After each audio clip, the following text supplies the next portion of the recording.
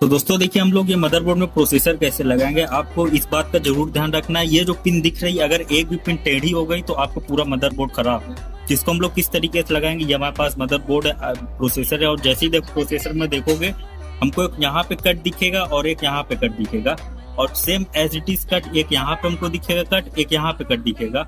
तो इस कट के हिसाब से हम लोग सिंपली अपने प्रोसेसर को कुछ इस तरीके से रख लेंगे, प्रॉपर अच्छे से रख लेना, इधर उधर नहीं करना, नहीं तो पिन टेढ़ी हो जाएगी।